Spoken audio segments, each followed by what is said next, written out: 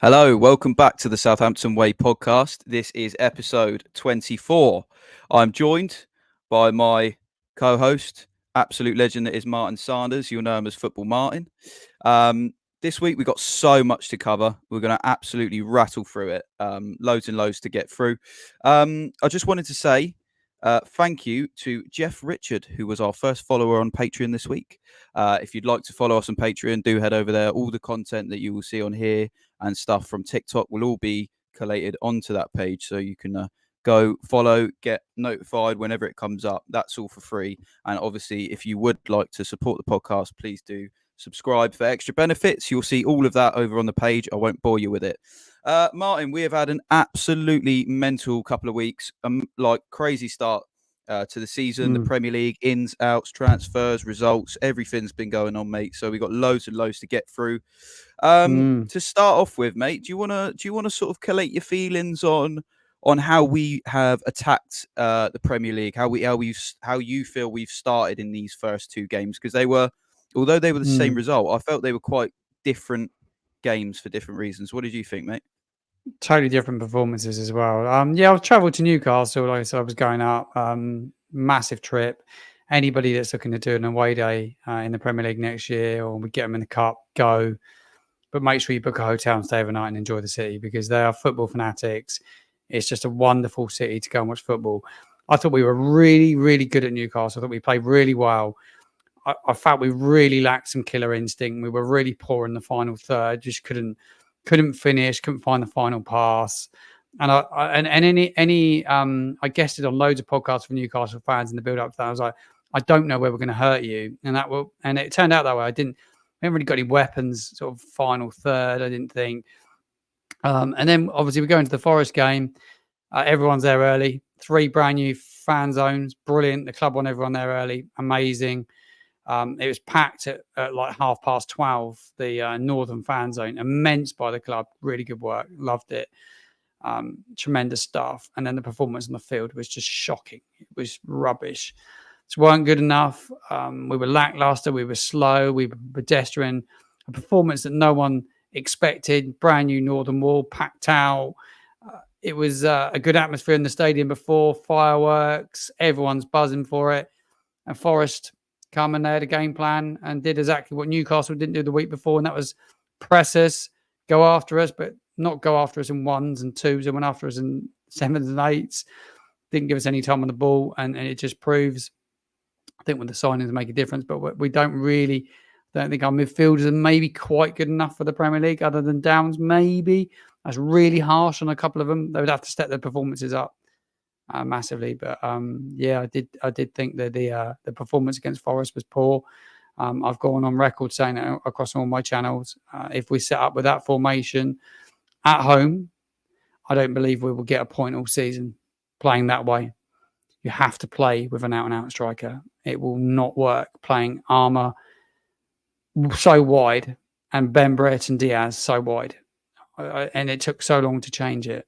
It takes an 18-year-old kid to come off the bench to give you a spark.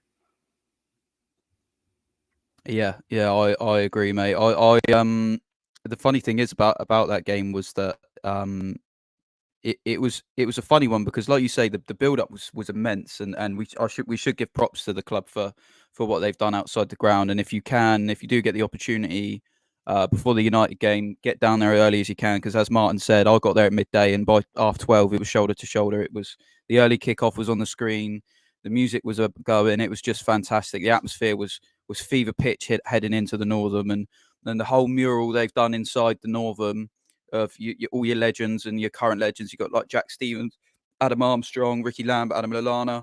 Fantastic, amazing work they've done to revamp everything and make the Northern Wall what it is. I've seen it come in for a bit of what I feel is sort of some unfair criticism on social media, saying it was a bit quiet and like, oh, what was the point of the Northern Wall?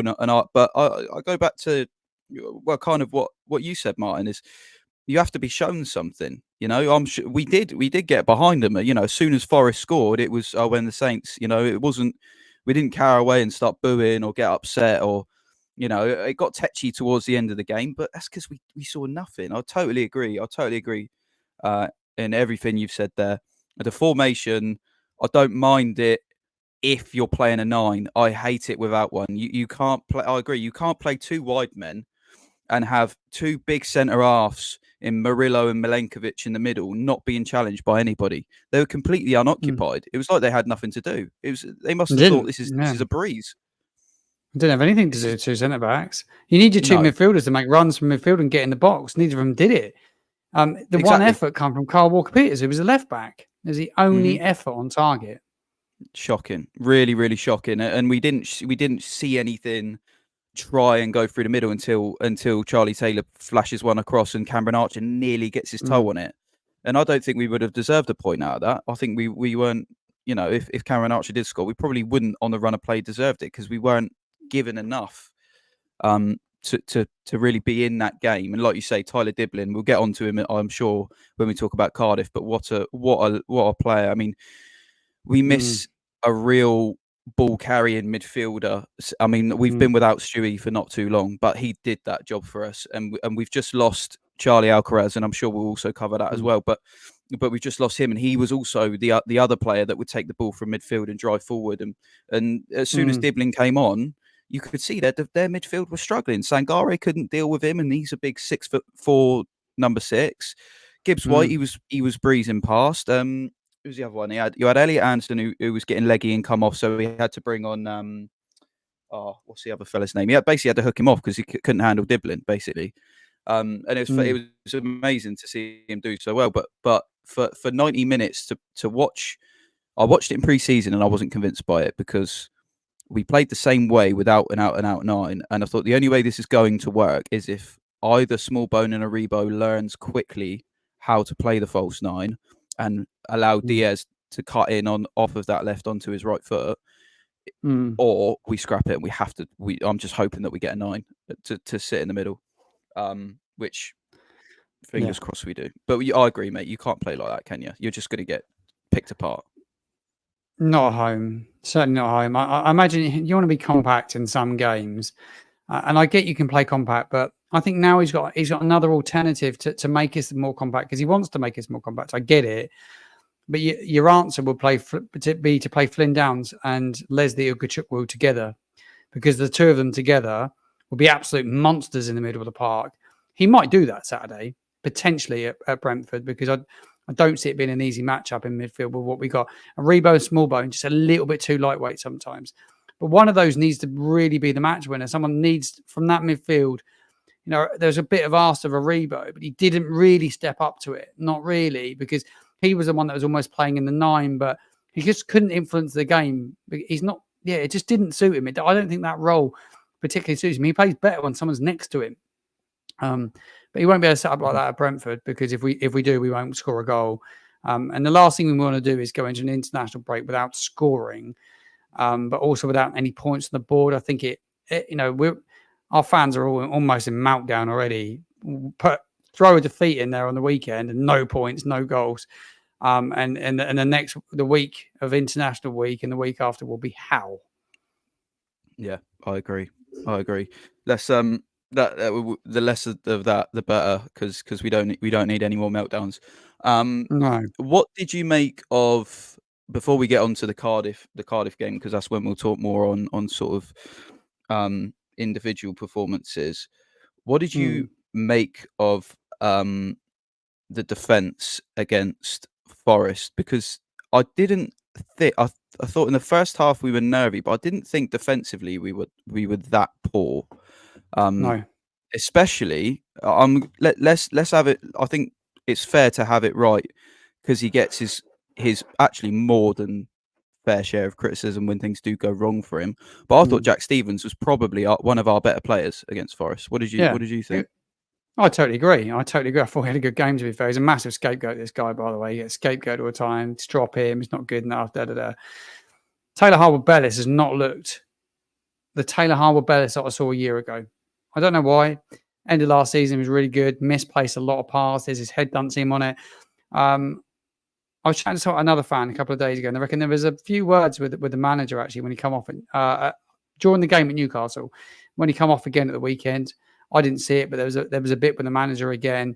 He was really peeved with his performance, and he wasn't good enough. Look, I think he'll have to change how he tactically sets up against Brentford anyway. I think he needs to go to back four and someone has to drop out that back four. Everybody will call for Jack Stevens to be dropped. He won't drop Jack Stevens. He doesn't warrant being dropped. He's been fine in the first 2 games. In my opinion, he's been absolutely fine. You got to give credit to the goalkeeper actually, and he he takes a lot of criticism and credit where credit's due. He actually had a really good game Saturday, and it wasn't for Alex, we would have probably lost by a few more. Actually, I thought he made some really good saves, commanded his box really well. We know he's not comfortable with the ball at his feet, but he kept the scoreline down. I think without him, it could have been 2 or 3 more. To be honest, I really do. But Jack Stevens, yeah, I'm with you on that. A scapegoat. Loads of people tuning in will disagree with what we're saying, but he's our club captain. I think at this moment in time, just trying to settle us in the Premier League, he's probably needed right now.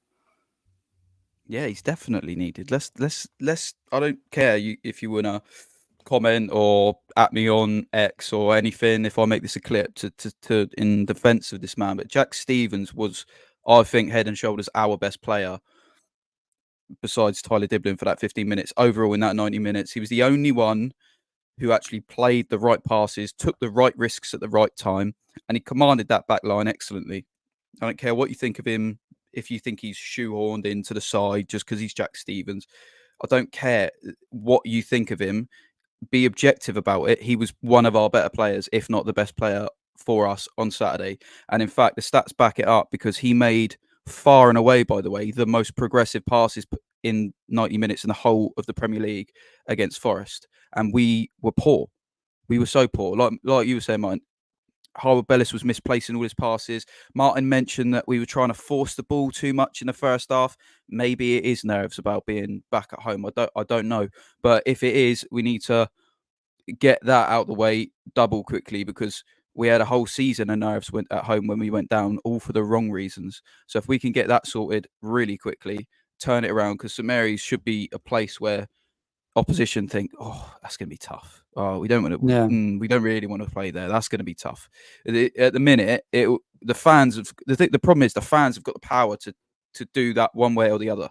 It's not so much the players. We as a fan base have that power, don't we? We could really, all of us collectively, rally behind them and make it such a tough place for opposition to come. You know, I didn't really, besides them scoring, I think the acoustics of the ground work because I didn't really hear Forrest that much. Their fans, Yeah, you know.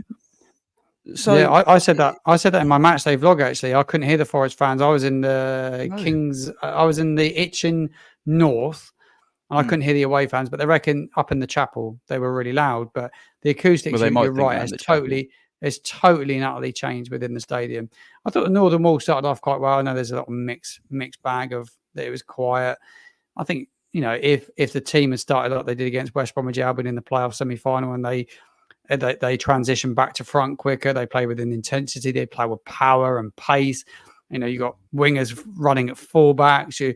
The ball zipping around. It was just slow and pedestrian. That was typical of what you've seen from us in pre-season, and it felt like we were playing a pre-season fixture and weren't quite ready for it. And you had Nottingham Forest who were bang at it, and they weren't going to give you an inch, and they didn't.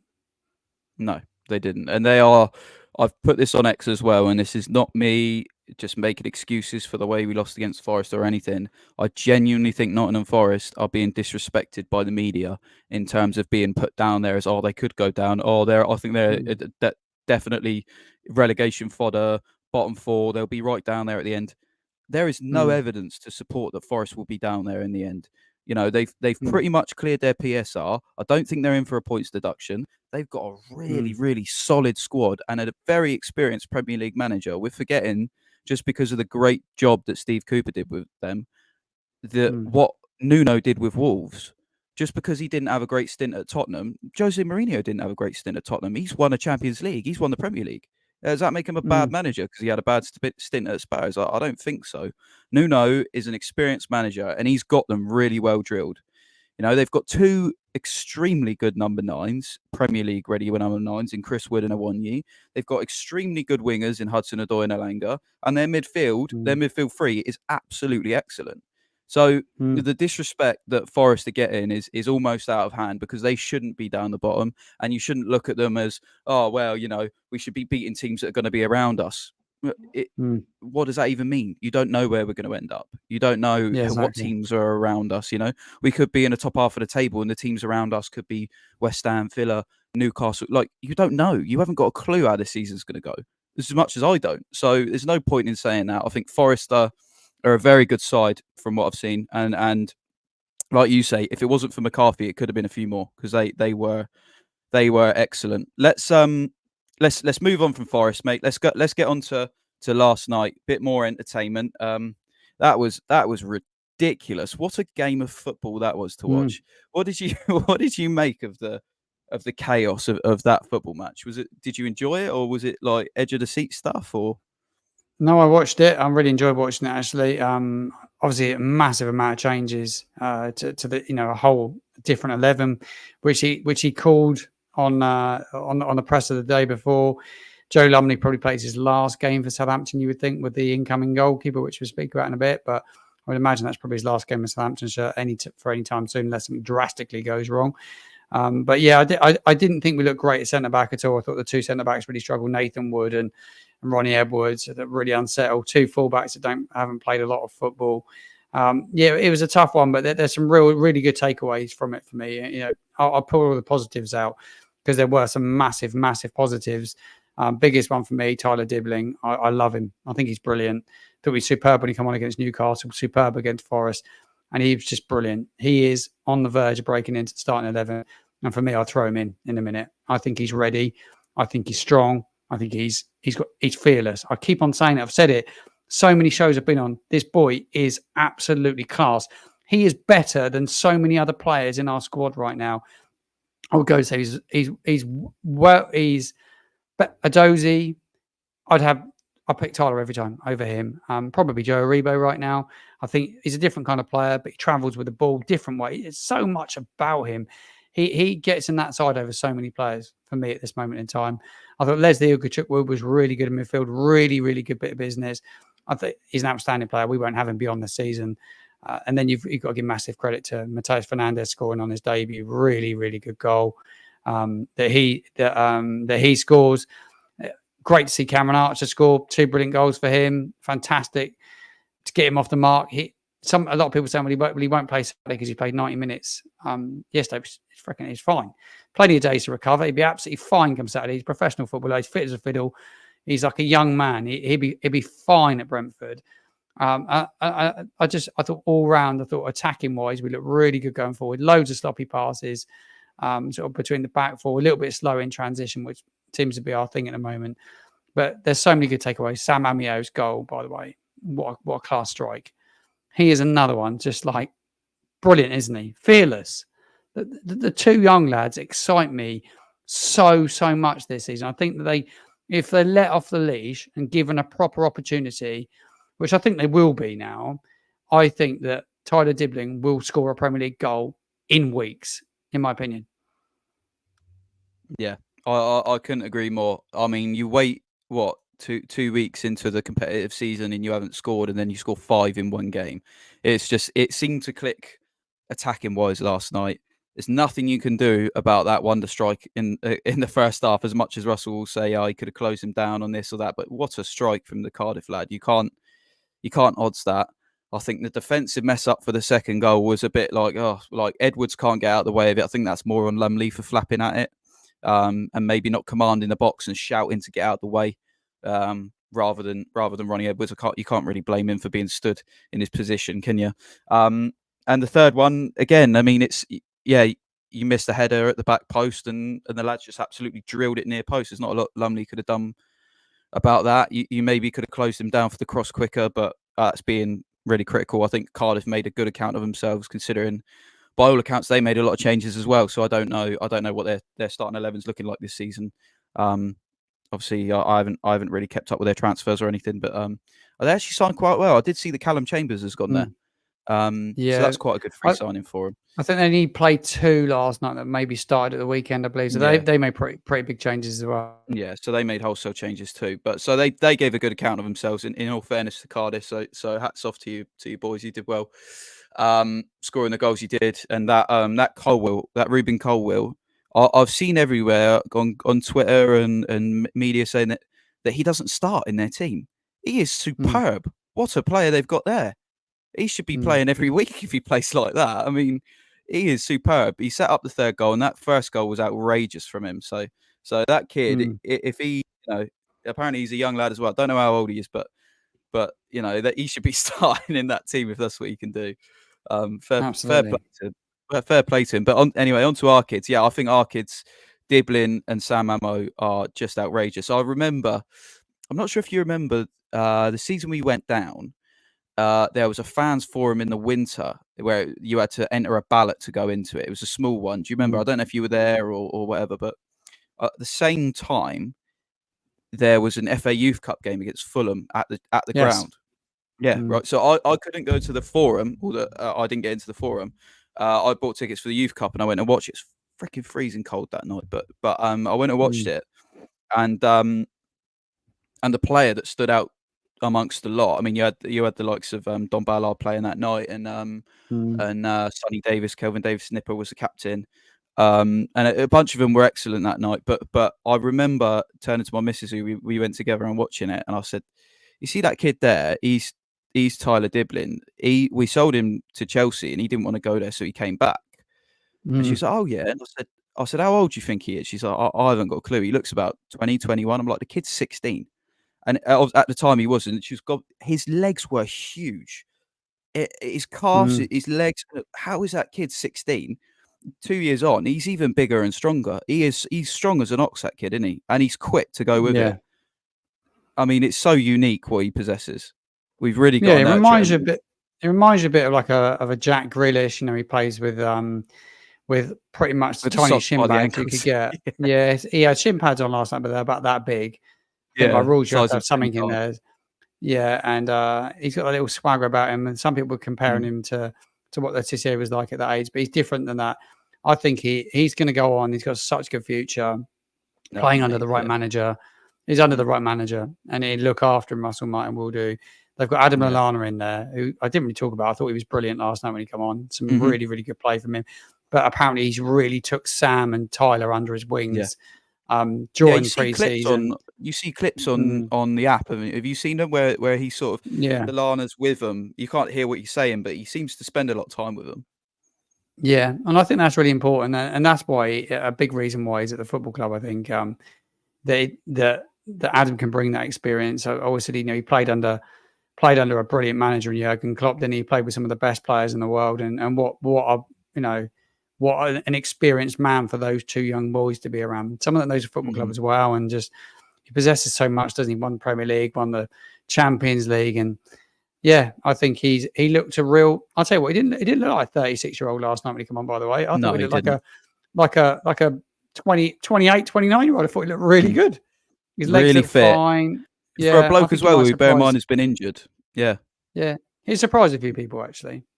I think he will. I think he did last night from a few of the reactions watching his on Twitter, watching the game. I think he did surprise a few. I was surprised at how well he played. I thought he'd play all right. I thought he'd do exactly what he did, but he did it in a certain way I wasn't expecting, if that makes sense. Like, he was excellent. He was excellent.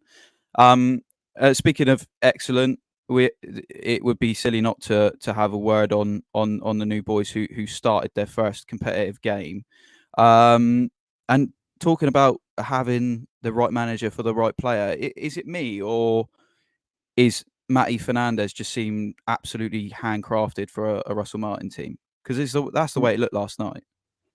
Yeah, that's why he was comfortable to let Alcaraz go, I think, because he knows how good this lad is. He really likes him.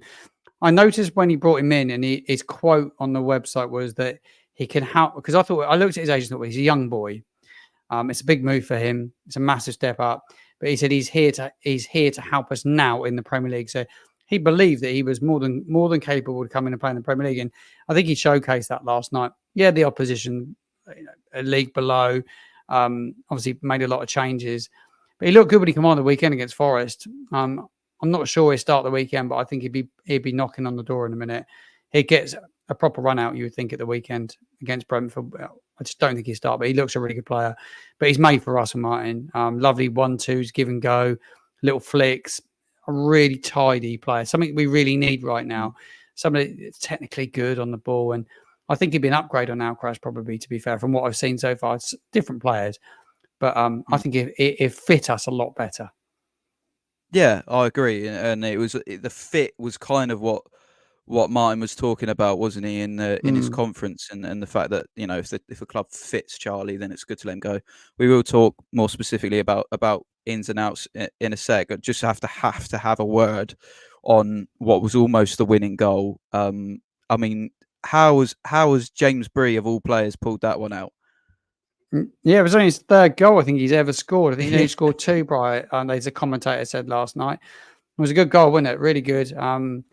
Yeah, I think he was nice and relaxed and managed to catch it really nicely. The defender just couldn't get clear of it, or a midfielder. It was a midfielder trying to defend, but just couldn't get rid of it. And Breezy was there, and I think he's well liked actually in the squad. When you watch all the behind the scenes clips that the club release, they all talk about Breezy, don't they? All the players love him. I think he's a really nice guy.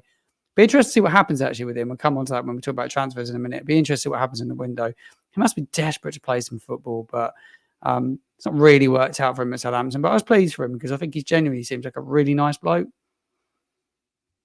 Yeah, he does, and he was brought in under circumstances that were less than ideal, and he had to deal with all of that off the back of it, and coming down and seeing the team that he left go up, and that must have been a ridiculously strange situation to be in, where you're sort of a cult hero coming through the leagues with the club, you get pinched to play in the Premier League on the last year of your contract by the manager who you went through the leagues with, who'd left. That manager lasts all of 8 games, gets the sack, and then you're left on the sideline, go down in the team that you just left a cup. I mean, that is a very unique situation. I'm not entirely sure how many players that's happened to in the past, if any. It'd be a low number. Sorry, and he will have had to do a lot of sort of thinking after that season, and what on earth do I do now? But he did brilliantly. Took it all in his stride. If it wasn't for Kyle being the man he is and staying last season, I'm sure he would have played a much bigger role, and probably been one of the main men, because he is a good player. It's hard to tell you whether he's a Premier League player or not, because we just don't know. He adds good depth. It's nice insurance if Kyle leaves. It's nice insurance if Kyle leaves, but it's a shame that a man who's what, 26, 27, probably at the peak of his physical powers, is sat there. I don't know whether he's thinking, should I be looking to play more football? But yeah, you never know what someone's thinking. He seems, like you say, seems like a decent human being, a well-respected person as well in the club. So maybe that's enough to keep him happy. A few cup games, a few sub appearances, and being respected and loved. I don't know whether that's enough for him. But if it is, then wonderful. If it's not, then, like you say, maybe it would be sensible to look for a move. Let's talk more about moves then. So we've learned a lot over the past couple of weeks. It all sort of kicked off a few weeks ago with a double signing of Cam Archer and Matty Fernandez. So that was just before Newcastle. And it was Leslie Ugachukwu as well. Sorry, Leslie Ugachukwu, because he was announced the following morning after Archer. So Archer was thrown straight on the bus up to Newcastle, and he went on the first day of signing. So, what do you make of that one so far? The fee was around 15, wasn't it? I believe around 18 million all told. What do you make of? What do you think of Cam Archer? I think that was with add-ons. So I think it was 15, potential to rise to 18. But I think a lot of it depends on if we stay up X, Y, and Z, or maybe if he scores goals or whatever. But what do you make of it? Because the Villa fans, some of them were quite split, but overall they seem pretty gutted to have lost him on a permanent. Yeah, no, they were. He's had a couple of decent loan spells as well. No, I think he'd be good for us. Apparently, it's someone we've been looking at for a while. I don't think this is. We tried to get him last summer. Apparently, someone that's been on our radar. You can see why we wanted him when he did what he did last night. The 2 goals he scored are really good. He's got a bit of both, cuts inside. He's got a lot about him. I would love to see him starting at the weekend. I think it's a good bit of business, Josh. I really do. I think he's a stunning bit of business for us. Absolutely fits everything that we need right now. I still think we need another option up front if they can't get Ross Stewart fit. I think there's a lot of eggs being thrown into that basket that he will probably make a comeback, Ross Stewart, and he'd be that different option for us. So you got Archer is a bit smaller, a bit more nippy, and a bit more pacey and power. Got a little bit of power about him. Where I think that with Stewart, he's a slightly different player from what I've seen. A bit taller, a bit bulky, maybe not as pacey. So I still think you need a couple of options up front. If he got injured, we'd have a little bit of a problem. If they both got injured, we don't have loads of options through the middle. You see what happened Saturday when we don't play a 9, we'll be in all sorts of problems. But Chelsea fans I spoke to on Leslie Kachukwu were like really positive about him as a player. I think he's a really, really good bit of business, actually. He kind of, him and Flynn Downs together in some of the big games actually be really good. Man United at home in a couple of weeks. That partnership's got potential with somebody that can have legs to break from midfield, whether you play a Rebo or you then got the option of Smallbone playing in the 8. You could potentially use Mateus Fernandes, Tyler Dibling. There's loads of little options that you could start playing with those 3. But I think he'll play a bit more of a role than what I actually initially thought he was going to. After watching him last night, Ogachukwu, I think he's a monster. Big Les, they're going to call him, aren't they? But yeah, shrewd little bit of business to bring him in. Well chuffed. I think the business what we've actually done is not bad, actually. I think it's been okay. We'll talk about the next couple players that could potentially come in. I think we're not far away from what we probably needed. Yeah, I think we're this time next week when we sit down and have a chat, we'll be able to fully analyse how our window was. I know that I believe the Turkish league and a couple of other leagues, their window is past that point. So if we aren't able to shift the likes of Kamaldeen, Paul Onuachu, Bella Kotchap, there's still a chance for them to leave within sort of after the week's end. But obviously, on incomings, we'll know exactly where we are and whether we're fully pleased with it. But I'm in agreement with so far. I think it's been positive. I love the Cam Archer signing. I tweeted saying I think it's a snip, and it will prove to be a snip. I think. Yeah, get goals. I mean, I'll get goals. I mean, you look at the types of goals he scores. He's not. I'm going to sit on the very last man and wait to tap the ball in, but he's also not. I'm going to take it from 30 yards and only try and score worldies. He's a very much an instinct striker, which I like to call it. He's very much like last night was a perfect example. That first goal was a perfect example because he took the ball on the half turn with his back to goal, and his only thought was touch, shoot. And we've not had that for a long time. For a long time, we've not had that. We don't have that type of player, and he's very strong on both feet by the looks of it. Because first goal was left, second goal was right, and they were both as good as each other. Brilliant and I love to that. watch. Brilliant to watch. Love that. And again, like you said, Big Les, shout out to him because he was outstanding last night. It almost looked like at one point that the Cardiff players didn't want to press him because they're like, "How am I going to get the ball off this guy? He's just so big. His presence is amazing. He's so calm on the ball." He was just brilliant for his age. He's fantastic. He's been playing for a while. I think he made his pro debut at like 16, 17. So he's been playing for a while for a guy who's so young. So yeah, I mean, yeah, like you said, I don't think we'll see him past this season, but for this season, excellent signing. Yeah. So after that, we made the signings of, because we've already covered a few. Well, Matty Fernandes, Mateus Fernandes, and was that it? Is it only Matty Fernandes for now? I think it might be. I think it might be. Yeah, that covers everyone. And stuff. Obviously, we did have. Obviously, at the time of recording, that we recording, one, obviously, right? we did have one. Well, it's funny. I'll give you my spill on this, and I might be totally talking out on this one. So we go in for Justin Bilo, the goalkeeper. I think he was on our list. I think Aaron Ramsdale was our number one choice, personally. I think that's who they wanted.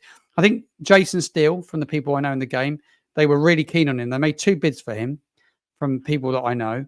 Obviously, he's playing at Brighton at the moment. They have an injury to their first team goalkeeper, so they're not going to let him go, are they? So Ramsdale is available. He was going to Wolves last week, and that collapses at the same time that we've got Justin Bilo over here for a medical. And then all of a sudden, if we thought it's too risky doing it with this goalkeeper because he's broke his wrist twice. I was told the other day that he's got a horrific calf issue and he's not 100% fit. Did we think all of a sudden Rambo's available now? He's got a house down in Bournemouth. He loves it down here. Let's go and get Aaron. And they've done it. Pretty much. It looks like they've done it, doesn't it? It looks like they've done it because I'm trying not to get too excited about it yet because it's not fully announced, but it looks done. It looks like it's deal sealed done. But yeah. So yeah, because Fabrizio Romano tweeted about the other goalkeeper and said it was a done deal. He was coming, didn't he? And it was the same done. about this it was one. Done. It was done. I thought he failed his medical. I thought he would. That goalkeeper. I had a feeling. There was a few questions over injuries, didn't he? So Matty Fernandez come in last week just before the Forest game. He only had a couple of days, and then he was on the bench. Came on, played well. Obviously, played excellent last night. So we know he's what he can bring. Then Justin Bilo was on the plane to come. We thought, oh, he'll be done and ready to go in net against Cardiff. Try him out. And then you see all this stuff. Oh, Ramsdale to Wolves. It's like, oh, all the stars are aligning. We've clearly got our man. You know, people are weighing up saying, oh, was it worth getting Ramsdale on the big loan and the big wages, or is it worth getting Bilo on a permanent? You know, he's a great goalkeeper, Dutch international, X, Y, and Z. I was kind of in the Bilo camp for a little bit because I was thinking, well, if the reported fees are right, the overall loan for Ramsdale is going to cost us nearly 10 million, and we're going to sign Bilo for 8 million euros, all in. You know, so I thought if his injuries are gone, like supposedly gone, like he says, and he's willing, and because there's so many reports coming out that he wants to fight for his place back in the Dutch squad, and that he can't wait to play in the Premier League and all this sort of stuff. And then it all it went weird. It was like the wind changed a bit. And I remember I messaged you and I said, I'm not sure how this has happened because, and I said it was a bit, I said to you, I found it strange that Martin never singled him out in a press conference where everyone else he's been quite open with. He always said that Bilo is one on the list. He never said anything else. It was, he's one on the list. Maybe it'll be him, maybe not. And that was even after the Fabrizio tweet and saying, Alan Blackmore put it to him that he's having a medical and X, Y, and Z. And Martin was like, oh, is he? I didn't know. So, he's one on the list. Maybe it'll be him. Maybe he distanced himself from it, didn't he? In that presser. Didn't he?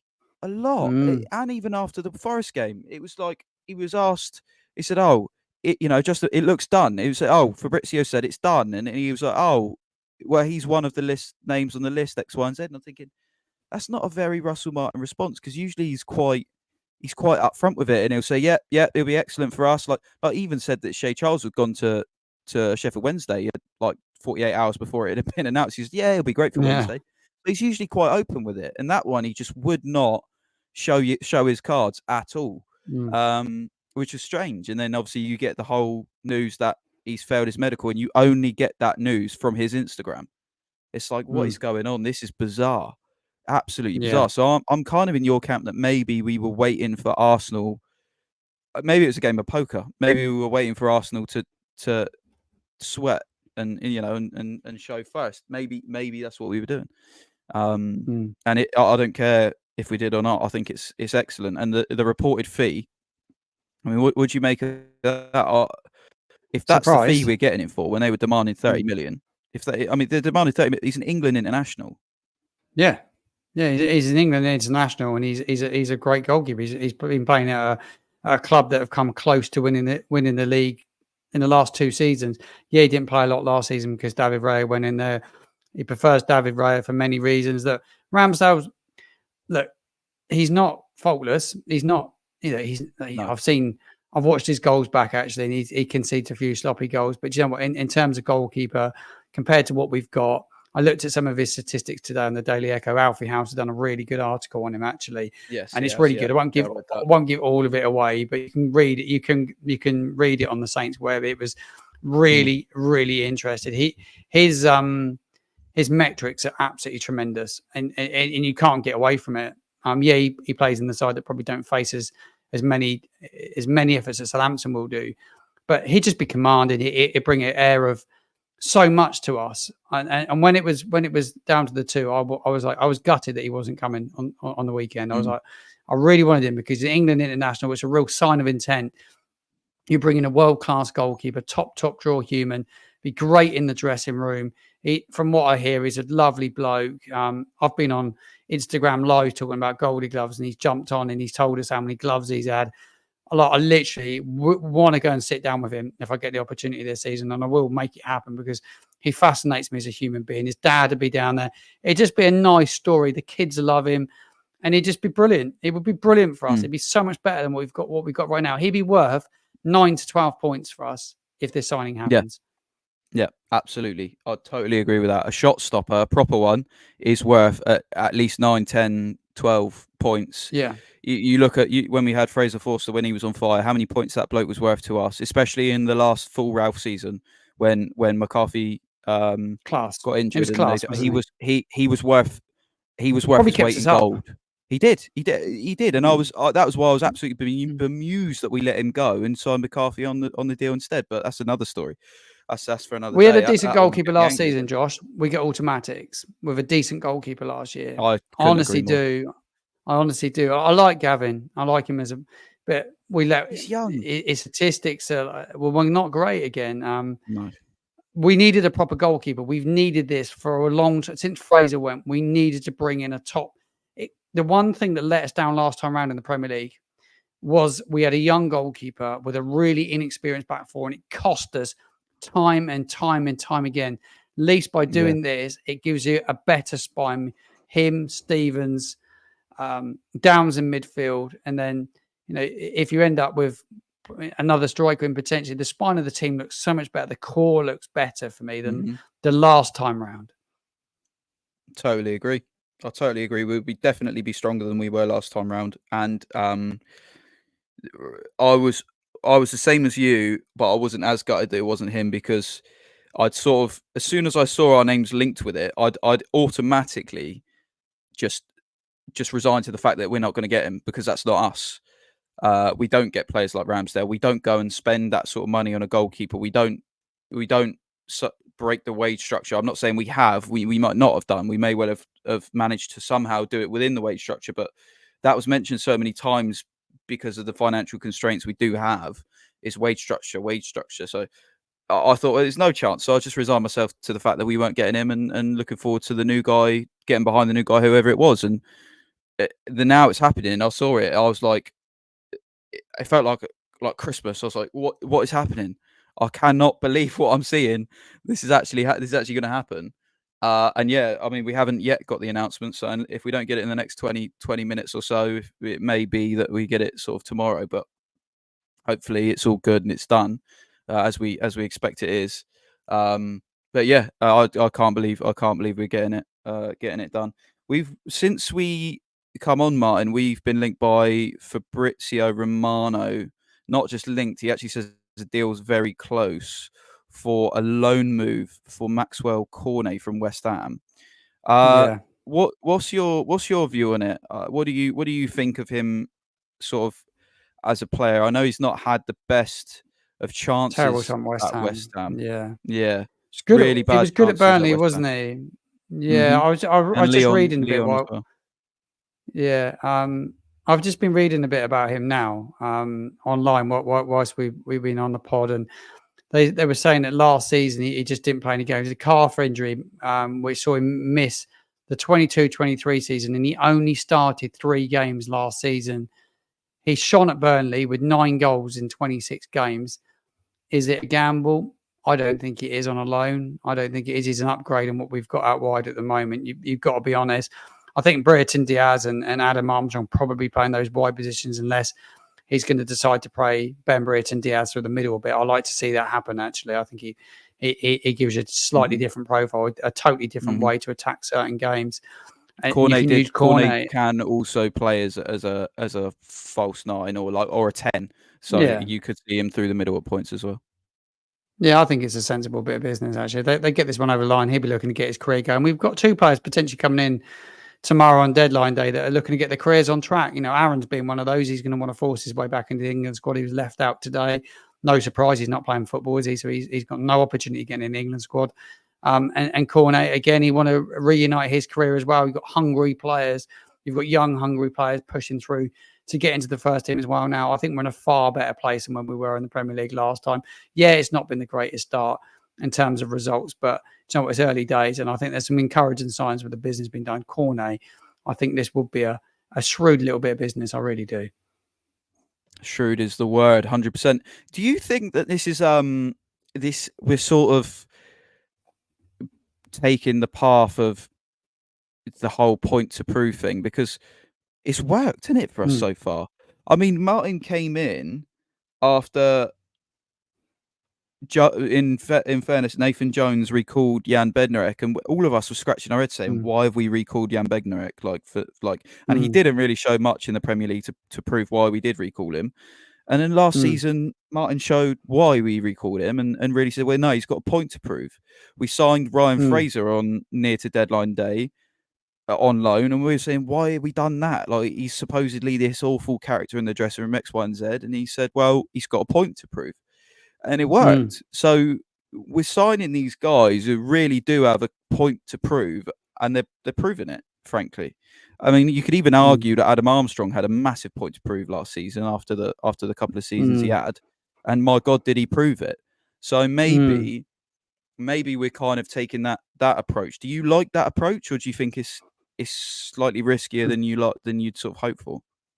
No, because I don't think it's too risky, because I think we have a manager, and I think we have a team of staff where they're incredibly good persons.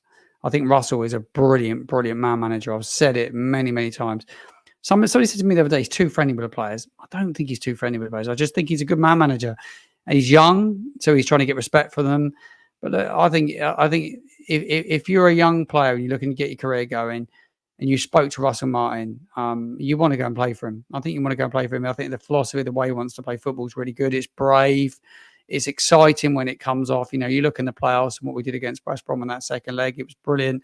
Some of the games we played last season, some of the things he asks of players is incredible. I think actually he's come away from it a little bit this season. I think he's tried to make us a little bit harder to beat and a bit more compact. I think he just needs to get the balance right now. With the right personnel. But I think it's brave what we're doing. I think it's really brave. I do think, mate, there'll be some outgoings next couple of days. I've just been reading a couple of bits as well while we're talking. I think there will be a fair bit of movement in the next 24 hours, mate, for sure.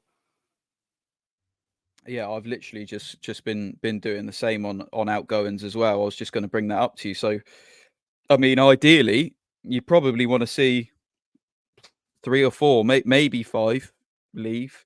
Yeah. I mean, you've obviously got Charlie's gone, so that's one. Yeah. You've got Armel Bella-Kotchap, who's another who played well last night when he came on. Played really well. Play well. He did play well. Put him in the shop window, though. I just put him on the shop window. That's literally, he said that himself, didn't he, after the game? He said it's proved to the world. Centre-back.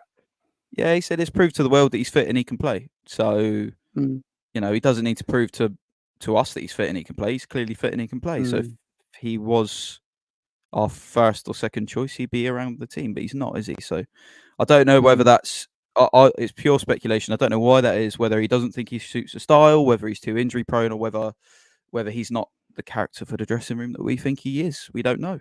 We're not there day in, day out. We do not know.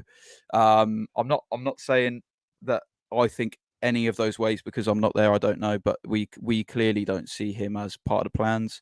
So hopefully he can find somewhere where he can play, because he really, for someone, he will do a job. He's a fantastic footballer, and he's so young. He's got so much ahead of him.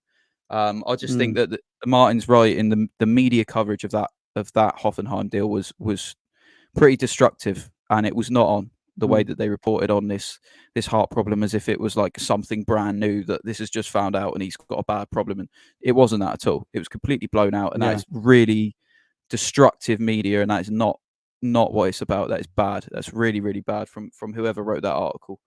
Paul Nuachu's another one. Got to get rid of Paul, haven't we? Yeah. got to Yeah, it shift looks like forward. he's going to go to transport finally. He didn't make the squad Yeah, last night. It looks like he's going to go. He's never going to fit in Russell Martin's plan, so I think he'd go. Bella I think, will still go. There's talk tonight of Manning with a possible exit. They believe there's a bit of interest around him. And the other big one is a man that cost us a lot of money. Is Camaldine Silamana. yeah, What are we going to please. do with Camaldine Silamana? He's just about fit again now. Apparently, he's on the grass. I watch him on Instagram and read some of his stuff. Honestly, he does made in. He's done nothing since he's been here for 25 million we spent on him. He's been absolutely crap. Move him on, reinvest the money elsewhere. I just don't see what he's ever going to bring to us. I might be totally wrong, but absolutely infuriates me. He's always injured. Always injured. It makes you question whether not that I'm questioning his integrity as a human being, but whether the club are fronting other things for injuries. It does really seem. It seems strange how he's never there ever. Like it's very, very odd. It's a strange one. I mean, I'm just looking now at some of the tweets. It'd be so good to see Camaldine, frankly, off the wage bill, and out playing somewhere where he can play. We can recoup a bit of money and possibly go again in January if we need to. But yeah, Camaldine, I'd love to see him out the door. The Manning one's interesting. I haven't seen too much about that. Although it would be a surprise. I know he hasn't been around the squad so far, and that did surprise me anyway, because Russell Martin loves him. But I'm not too sure. Obviously, it was a free transfer, so anything any we money get on for him, anything we get on him would be profit. But that would surprise me, given the history he's got with Russell Martin, if he's out the door straight away. But yeah, again, he didn't feature last night, did he? So No. Yeah, I think he'd one. go. I think he'd be gone. He's got Charlie Taylor as backup as well. Juan Larios was in the squad last night. So yeah, I'd expect him to go probably tomorrow, to be honest.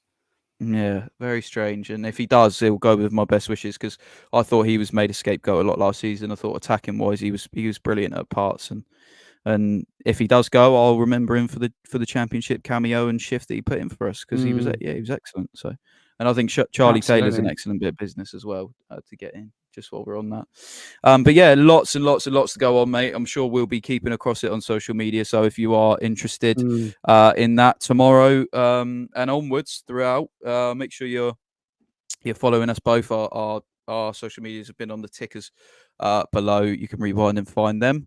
Martin, I'm just going to bother you, mate, for a quick preview. Sorry, on Brentford. So obviously we've spoken a little bit about it, mate.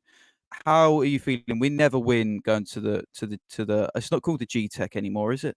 It might be called the G-Tech. No, I think it is. I think it's still called the G-Tech. Yeah. There you go. Yeah. So how do you feel? Because we just do not win. We had Ralph out when we got thumped 3-0. Nathan. We had Nathan Jones blaming Romeo Lavia and the fans and going all of these Europe metrics, and that was the one where he really lost his mind completely. That was before I think that was the game. That was the penultimate game before the Wolves game. That was like enough's enough. I think that was, if I remember rightly, that was it.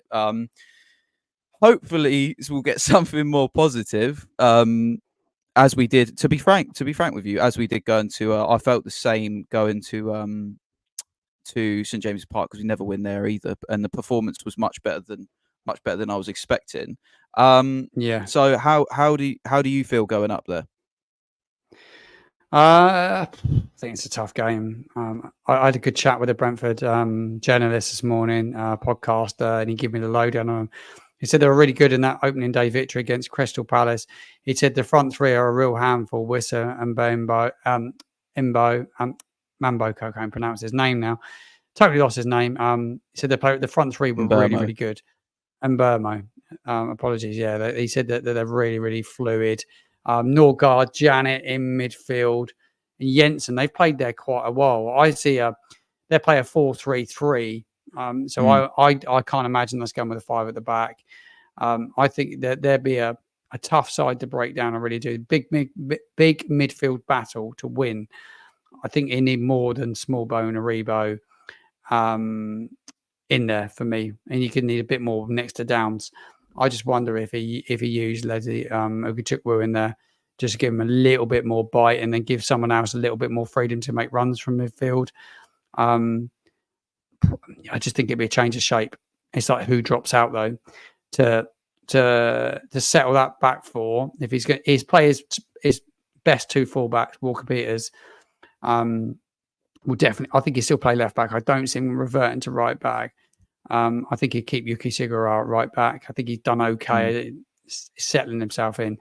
Jan Bednar right, Jack Stevens at the back. I think he'd drop Taylor Harbour-Bellis. I think that the lineup looks pretty predictable, really. What he'd do it won't be an easy test. That front three will be an absolute handful. I don't know the other guy that was playing up front for Brentford. There was three of them. Number 7, I can't think of his name now. But I've heard really good things about the front three. I think that they will be a handful. I can't remember either. I don't know if they played 4-3-3 against the Liverpool, because I watched that game. No, they reverted against Liverpool. Yeah, they just played with Wisser and Mbermo. And they couldn't trouble them too much. So I expect they'll go back to the 3 against us, knowing the history of how we play against them. But they may be wise to us, because we're going to be a totally different side to the one that they've played before. So maybe they'll think differently. I don't know. They'll have done their research for sure. But yeah, they're a very well organised side. Thomas Frank is a fantastic manager. He seems a top bloke as well.